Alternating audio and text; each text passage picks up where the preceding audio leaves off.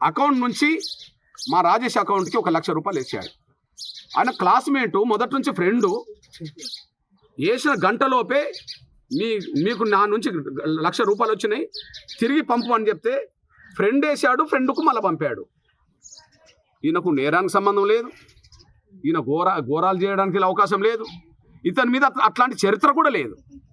అంతకుముందే దొంగ కాదు, అంతకుముందే క్రిమినల్ కాదు, అంతకుముందే రౌడీ షీట్ కాదు.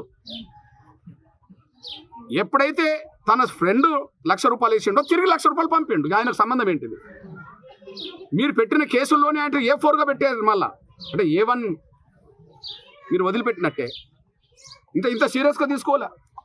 A2, A3, A4 మీద పడ్డారు. ఎవరి డబ్బులు అయితే మా డబ్బులు ఫలానోలో దొంగలించిందని పెట్టిండ్రో ఆయన చౌదరి, ఆయన 8వ తారీఖు నాడు కేసు పెట్టినన్నారు. మీ కంట్రోల్లో ఇక్కడ చిలుకూరు పోలీస్ స్టేషన్ పరిధిలో 4వ తారీఖు నాడు పిలిపించి మీరు పెట్టారు. 5 నుంచి చిలుకూరు పోలీస్ స్టేషన్ మరియు కోదాడకు సంబంధించిన రూరల్ పోలీస్ స్టేషన్లో పెట్టారు. మీకు పోలీస్ డిపార్ట్మెంట్కు ఉన్నతాధికారులకు ఎస్పీ గారికి డీజీపీ గారికి నేను విజ్ఞప్తి చేస్తున్నాను. మీరు 8వ తారీఖు నాడు కేసు పెడితే కేసు ఫారాలను విచారించడానికి 5వ తారీఖు నాడు ఎందుకు తీసుకెళ్లారు? మీ దగ్గర ఉన్నాడా లేదా?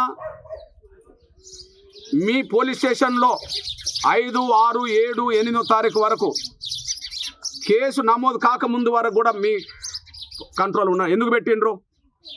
కేసు నమోదు అవుతే నిందితుడిని వెంటనే 24 గంటల కోర్టుకు హాజరుపరచాలి కదా. అసలు కేసు నమోదు కాకముందే 4 నుంచి 9 వరకు 8వ తారీఖు వరకు ఎలా మీరు పెట్టుకున్నారు? పెట్టుకోలేదని చెప్పగలుగుతారా? డిఎస్పీ చెప్పగలుగుతాడా? ఎస్ఐ చెప్పగలుగుతాడా?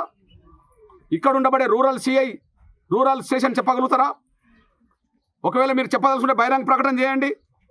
మా పరిధిలో లేడు, 8వ తారీఖు వరకు మా పరిధిలో లేడు, మేము తీసుకురాలేదు అని చెప్పగలగండి.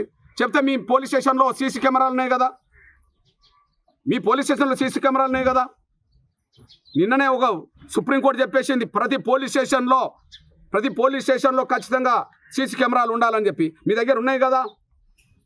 అంటే మీరు దోషులే. చెయ్యని నేరానికి మా వాడిని బలి చేశారు, చెయ్యని నేరానికి మా రాజేష్ని బలి చేశారు. అమాయకైన కుటుంబ సభ్యులను ఏదో ముసలి కన్నీరు గారుతూ ప్రేమ వర్కబోసి కేసు నుండి తప్పించుకోవడానికి, ఎస్ఐ సురేష్ నుండి తప్పించడానికి ఎమ్మెల్యే కొమ్ము కాసినట్టే కనిపిస్తున్నది. మాకు ఉత్తమ్ కుమార్ రెడ్డి గారి మీద కొంత గౌరవం ఉన్నది, మా వర్గీకరణ విషయాలు కొంత సపోర్ట్ చేశాడు. కానీ ఉత్తమ్ కుమార్ రెడ్డి గారి భార్య చేసిన పని మాత్రం మా బాధిత కుటుంబానికి అండగున్నట్టుగా లేదు. నిందితుడైన మా రాజేష్ మరణానికి కారకుడైన ఎస్ఐని కాపాడే ప్రయత్నంలోనే ఆమె ఉన్నట్టుగా ఉన్నది. లేకపోతే ముందు ఆయనను సస్పెండ్ చేయాలా? ఆయనను సస్పెండ్ చేస్తే మాకు డబ్బులు రావా? అంటే మీ డబ్బుల కోసం మా బిడ్డను చంపుకోవాలా? ఖచ్చితంగా ఎస్ఐ మీద, రాజేష్ మృతి కారకుడైన మీద, ఎస్ఐ సురేష్ రెడ్డి మీద 306 కేసు నమోదు చేయాల్సిందే, SCH కేసు నమోదు చేయాల్సిందే. చిత్రహింసలు పెట్టిన దాంట్లో ఖచ్చితంగా ఎవరెవరు చిలుకూరు పోలీసులు ఉన్నారో వాళ్ళ మీద కేసు నమోదు చేయాల్సిందే. కేసు లేకుండా అకారణంగా రూరల్ స్టేషన్లో పెట్టిండ్రే, కేసు లేకుండా రాజేష్ను రూరల్ స్టేషన్లో పెట్టిండ్రు కదా, రూరల్ పోలీసులు కూడా దీనికి బాధ్యత వహించాల్సిందే. ఖచ్చితంగా వాళ్ళ మీద కూడా కేసు పెట్టాల్సిందే. అదే సమయంలో మేము స్పష్టం చేస్తున్నాం, SC/ST యాక్ట్ పెట్టాలి, 306 పెట్టాలి, టోటల్ సమగ్రమైన విచారణ జరగాలి. కేవలం మా దళితుడు కాబట్టి మా సూర్యాపేట డిఎస్పీని ఇక్కడికి పంపడం జరిగింది. అంటే ఇక్కడ డిఎస్పీ ఎందుకు లేకుండా పోయింది? ఇక్కడ డిఎస్పీ రెడ్డి ఎందుకు లేకుండా పోయిండు? దళితుడిని ఎందుకు పంపిండ్రు అంటే ఏదో రకంగా ఈ కుటుంబ సభ్యుల్ని కొంత మేనేజ్ చేసుకోవచ్చు అనే పద్ధతిలో పంపడం జరిగింది.